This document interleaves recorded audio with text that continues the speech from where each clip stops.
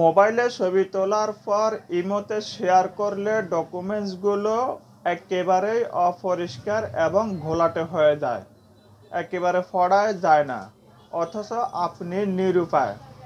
আপনার হাতে বর্তমানে ওই ডকুমেন্টসের কোনো পরিষ্কার কোনো কপি নেই যে আপনি এটি ব্যবহার করবেন।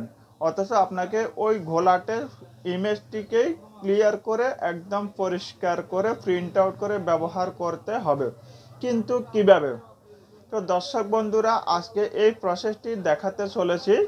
তবে তার আগে বলে নিচ্ছি, আপনারা যারা আমার এই ইউটিউব চ্যানেলটি এখনও সাবস্ক্রাইব করেননি, দয়া করে ইউটিউব চ্যানেলটি সাবস্ক্রাইব করে নেবেন এবং পাশে থাকা বেল বাটনটি অ্যাক্টিভ করে রাখবেন। ভিডিওতে ভালো লাগলে অবশ্যই ভিডিওতে একটি লাইক দিতে ভুলবেন না। তো দর্শক বন্ধুরা, বেশি কথা বলবো না, চলে যাব সরাসরি মনিটরের স্ক্রিনে। তো বন্ধুরা, শুরু করা যাক আজকের ভিডিও টিউটোরিয়াল।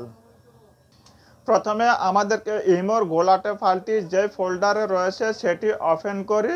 সেখানে প্রবেশ করার পর এই যে আমাদের ইমোর ফাইলটি, এটিতে রাইট বাটনে ক্লিক করে প্রিভিউতে ক্লিক করলে কোনো কিছুই দেখা যাচ্ছে না। এটিকে ভিন্ন উপায়ে ওপেন করার জন্য ইমেজের রাইট বাটনে ক্লিক করে ওপেন উইথে গিয়ে ফায়ারফক্স লেখাতে ক্লিক করলে ইমেজটি ওপেন হবে। এটির উপর রাইট বাটন ক্লিক করে কপি ইমেজ ক্লিক করি।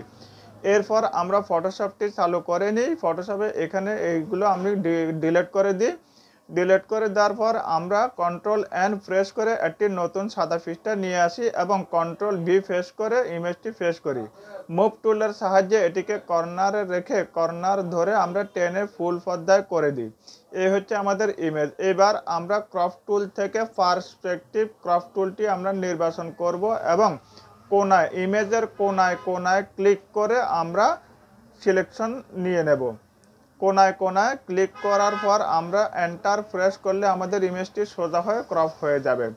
এই হচ্ছে আমাদের ইমেজের একেবারে ঘোলাটে ছবি। দেখেন বন্ধুরা, এই ইমেজের ঘোলাটে ছবিটি একেবারে কিছুই দেখা যাচ্ছে না, পড়া যাচ্ছে না। এটিকে আমরা পরিষ্কার করার জন্য কন্ট্রোল এম প্রেস করার পর নিচের স্লাইডারটি একটু টেনে ডান দিকে নিয়ে দিয়ে আমরা একটু গাঢ় করে দিই। এন্টার প্রেস করি। আবার কন্ট্রোল এম প্রেস করে আমাদের আই ড্রপারের যে তিনটি টুল রয়েছে, ডান পাশের টুলটি ক্লিক করার পর আমাদেরকে ইমেজের ফাঁকা জায়গায়, যেখানে লেখা নেই সেই ধরনের ফাঁকা জায়গায় আমাদেরকে ক্লিক করতে হবে। আমরা ফাঁকা জায়গায় ক্লিক করব। ক্লিক করার পর আমাদের ইমেজটি দেখতে একদম পরিষ্কার সাদা হয়ে যাবে। এই অবস্থায় আমরা স্লাইডারটি আবার একটু টেনে লেখাগুলোকে একটু গাঢ় করে দিই, দিয়ে এন্টার প্রেস করি। দেখেন আমাদের ইমেজটি অনেকটা ক্লিয়ার এবং অনেকটা পরিষ্কার হয়েছে। কিন্তু ইমেজের এই নিচের এই অংশে দেখেন এখনো ময়লা কালার রয়ে গেছে। এটিকে কমানোর জন্য আমরা পেন টুল নির্বাচন করে আমরা ভেঙে ভেঙে সিলেকশন তৈরি করব। ঠিক ওই কালো অর্থাৎ ময়লা অংশটিকে ভেঙে ভেঙে আমরা সিলেকশন তৈরি করে ঠিক যেখান থেকে শুরু করেছি সেখানে এনে ক্লিক করার পরে কন্ট্রোল এন্টার প্রেস করলে সিলেকশন বর্ডার তৈরি হবে। এই অবস্থায় শিফট F6 টাইপ করলে ফেদার টুল আসবে। এখানে প্রয়োজনীয় মান টাইপ করে ওকে করি এবং আমরা কন্ট্রোল এম প্রেস করলে আমাদের ক্রাফট টুল আসবে। এবার আমরা আই ড্রপারটি ক্লিক করে ময়লা জায়গা আমরা ক্লিক করলে এই ময়লা অংশটি কমে যাবে। এরপর আমাদেরকে যে কাজটি করতে হবে, তার আগে দেখেন এখানে এই ইমেজটি অনেকটা পরিষ্কার এবং ক্লিয়ার হয়ে গেছে, কিন্তু আমাদেরকে আরও একটু পরিষ্কার ক্লিয়ার করতে হবে। এই জন্য আমাদেরকে ফিল্টার মেনুতে ক্লিক করতে হবে, শার্পেন এ গিয়ে আনশার্প মার্ক লেখাতে ক্লিক করতে হবে। আনশার্প মার্ক লেখাতে ক্লিক করলে আনশার্প মার্ক ডায়লগ বক্সটি চলে আসবে। এখানে তিনটি স্লাইডার রয়েছে, অ্যামাউন্ট, রেডিয়াস এবং থ্রেশহোল্ড। আমরা থ্রেশহোল্ড মানটিকে 0 রেখে অ্যামাউন্ট এবং রেডিয়াস এই দুইটার মানটাকে আমরা একটু বাড়িয়ে দিয়ে দেখব আমাদের লেখাগুলো কতটুকু পরিষ্কার হয়।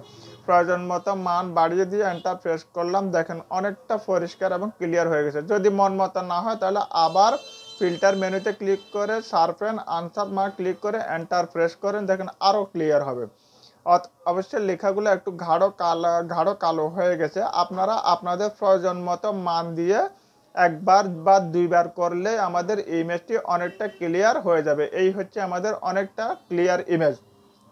এটিকে আমরা চাইলে আরও একটু ক্লিয়ার করে নিতে পারি। আরও একটু ক্লিয়ার করে নেওয়ার জন্য আমরা কন্ট্রোল এল প্রেস করলে আমাদের লেভেল টুল বক্স আসবে। এবার ডান পাশ থেকে স্লাইডারটি টেনে একটু বাম পাশে নিয়ে দিয়ে আমরা এন্টার প্রেস করি, তাহলে আমাদের ইমেজটি লেবেল হয়ে আরও একটু ক্লিয়ার এবং পরিষ্কার হয়ে যাবে। এই দেখেন বন্ধুরা, ইমেজের ঘোলাটে ঝাপসা ছবিটি অনেকটা পরিষ্কার এবং ক্লিয়ার হয়ে গেল। এটা এখন পড়া যাবে এবং ব্যবহার করা যাবে। এইভাবে করে আপনারা ঘোলাটে ইমেজ ক্লিয়ার করে নিতে পারেন।